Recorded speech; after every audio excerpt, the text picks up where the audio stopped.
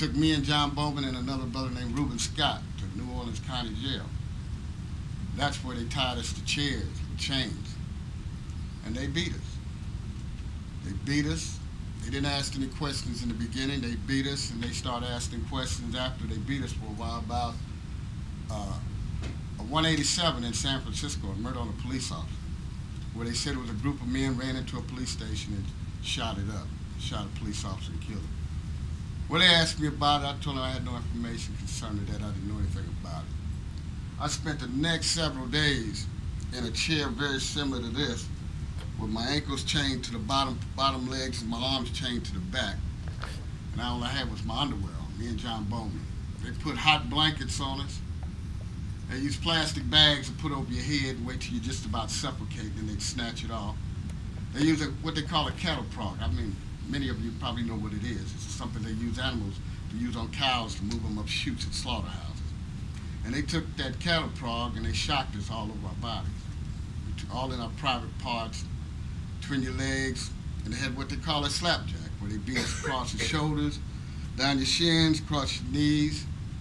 And I suffer from arthritis and rheumatism from that now. My back, my neck, and I got a bad back with that. They did this for over a week. It got to a point where I told them, I said, I don't know what you want, but whatever you want me to say, I'm going to say it. So they had a script that they had from Reuben Scott, what he had said, or so his supposed had said. And they told me, I said, this is what happened and this is what we want you to say. So every time I didn't get it right, they would turn the recorder off and they'd bring the New Orleans Police Department back in there, which they were the initiators of the torture. And they would come in and they would start all over again. And then they would tell me there'll be no sleep, there'll be no water, there'll be no rest, there'll be nothing to eat.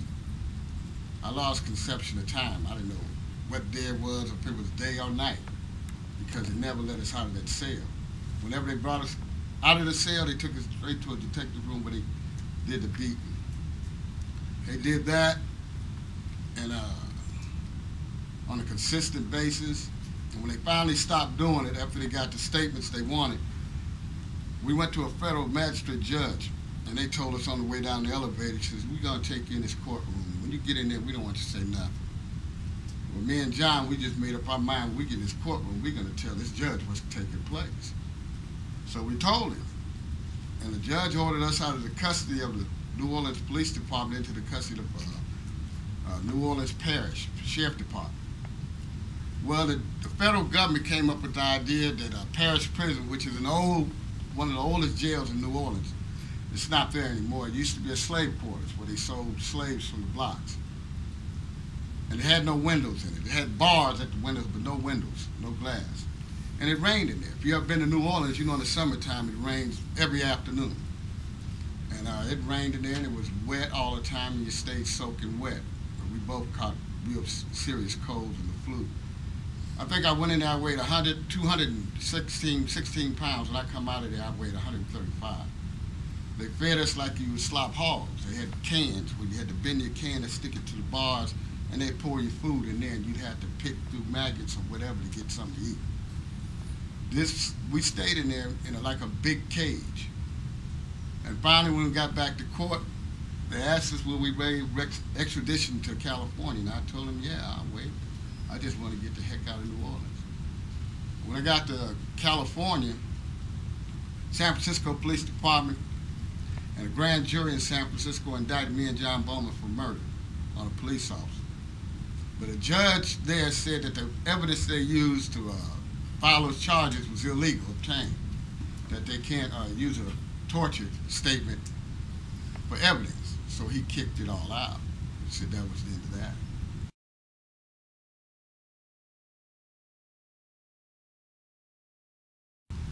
Okay, then after that happened, I think when I got out of jail from that situation, I tried to work in California, but I couldn't keep a job.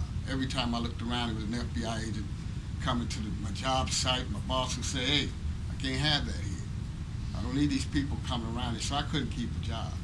And I was always getting phone calls to my mother and stuff about what they were going to do to me. So my mom asked me to leave the state, told me to get out of there because she was afraid for me.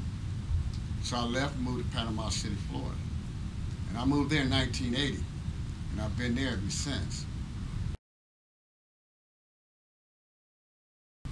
One day, right after 9/11, I'm sitting at the coffee table in the living room getting ready to go to work. When I saw the plane hit that building, I said, wow, this is going to start all over again. And then it come with the Patriot Act, which is really an extension of COINTELPRO. Before I knew it, they were back at my door, 6 of them.